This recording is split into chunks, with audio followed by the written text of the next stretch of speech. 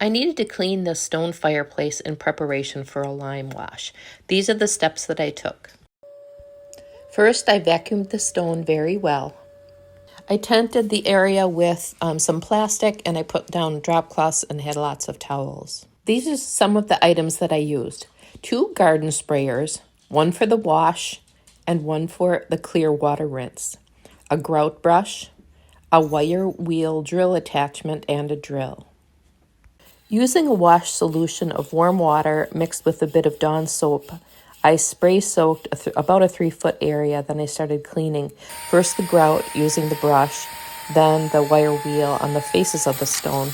If your stone isn't very dirty, you could just use a scrub brush for this. Then I rinsed it with clear water. I have lots of towels at the bottom, it's a mess. I started at the top of the fireplace and worked down. Here I'm just installing a bit of backer rod. There was a gap that had developed between the ceiling and the stone, and actually as I was installing this, I could feel the cold air coming down through that gap. So I'll cover this with some caulk, and then I'll actually be able to cover that with the lime wash. So here's the before and here's the after. It's all ready for a lime wash.